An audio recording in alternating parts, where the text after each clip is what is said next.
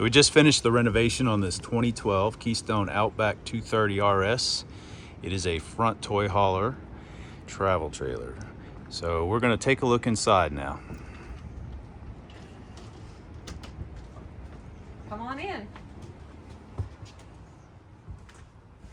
So these bifold doors, probably my favorite part of the whole renovation.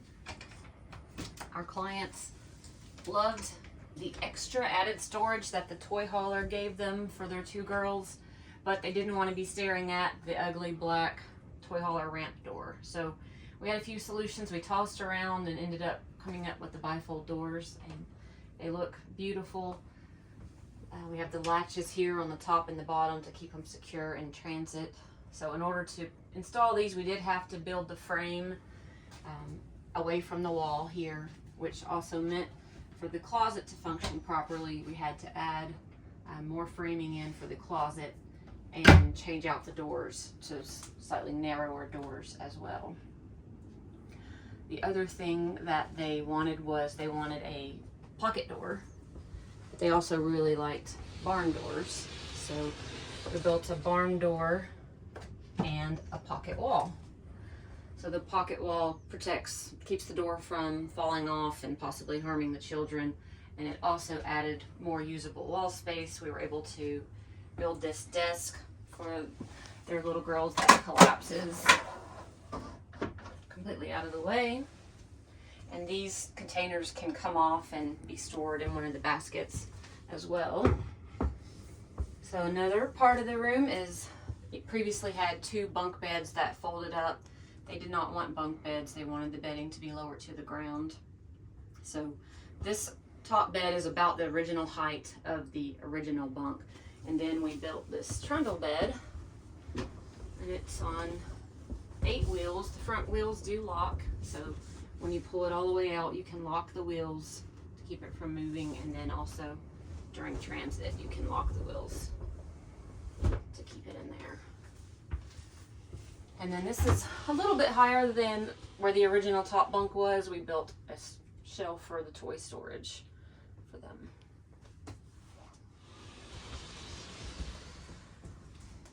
So here's the other side of the barn door. And then this area, we built this little entrance door shelf. And I've had some people ask previously, how do we attach the shelving to the walls? We usually always try to put the screws into where we know studs are, and we'll either use a stud finder, or here we knew that the framing was here. And then this one here is also in a stud, and you can kind of see old indentions where the original nails were in the wall panel. This one is not in any kind of stud, but these two here give it plenty of support. And then the entrance door is framed in stained pine. It turned out really pretty. The shiplap is, faux shiplap is just 3/16 inch plywood that's cut into strips. And the color is Sherwin-Williams Evergreen Fog. All right, let's check out the bathroom. So the bathroom, one of my favorite things in the bathroom is this inset shelf that we built. And we were able to build this shelf because the wall that's on the other side, we cut a tiny hole in it and kind of peeked through to make sure there was no plumbing vents or wiring that would get in the way. And we cut out the larger hole, framed in with Craig's, the support for the shelf.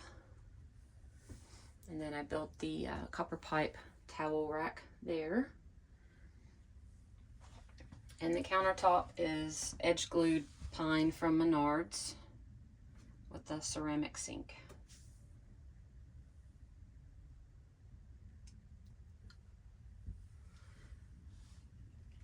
This cabinet here was interesting. Originally, it opened down to the floor, which was very strange. So we did change the hinges to be on the side.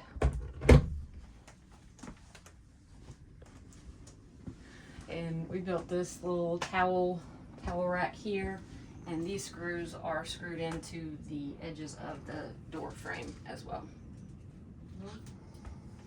So over here, You might recognize the "Hey You Guys" references from the Goonies movie. Our clients are big Goonies fans, and so they said if you can incorporate anything from Goonies in the renovation, they would love that. So this camper has the control panel right here when you walked in, and we really try to make these kinds of things prettier or hide them, and so we had the idea to cover it with a hinged frame. And if we turn the lights off, you can see there's some LED lights in there too to provide some night light.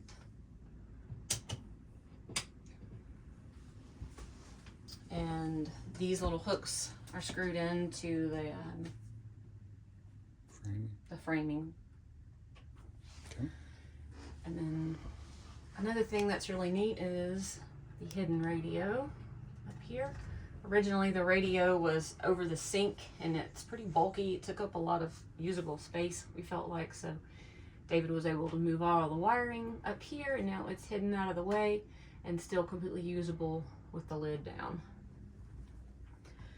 In the kitchen area, we built this noodle board, I think is what people call them, out of the same edge glued pine that the countertop's out of, to provide more usable counter space if you're not using the stove top. And then these little curtains back here, I made these using duck cloth that I ordered from Etsy, and I actually bleached the fabric. It was a little bit darker, and so I bleached it to match the rest of the other curtains.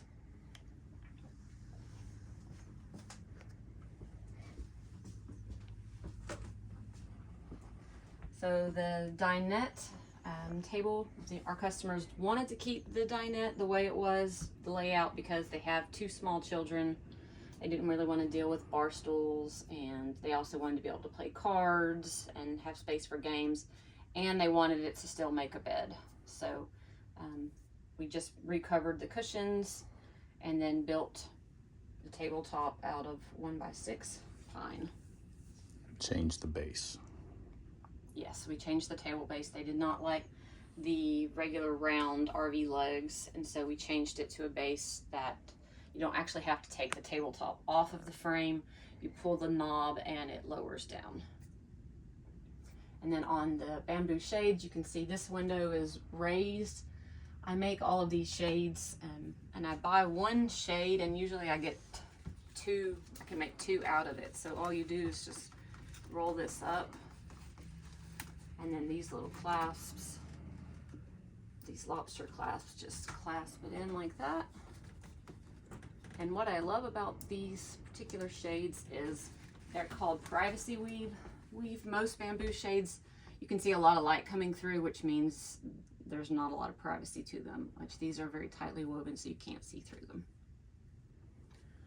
And then on the sofa, we made, it's a pull-out sofa frame.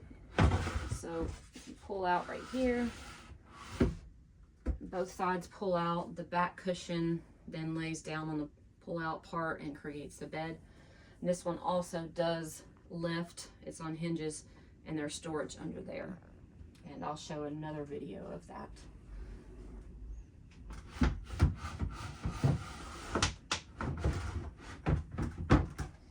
Under that side of the sofa is the water heater and water pump. So it's also on hinges to make that easier to access. And on the bed, you see there's only the 1 light in the ceiling, and our clients really wanted USB charging ports. And so David was able to tap into the 12-volt system. He added lights and built a shelf to hold the phones, and the lights have USB charging ports in them. And then this curtain can be closed to provide privacy for the parents when they are asleep. And then if you look up, one thing I love about this camper is it has the arch ceilings, which makes it feel a lot roomier.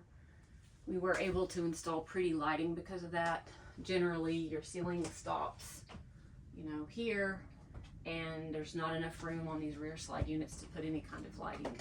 And then we also made these little faux beams. They're different than we usually make, because this one is just basically a thin piece of pine that is nailed to the ceiling.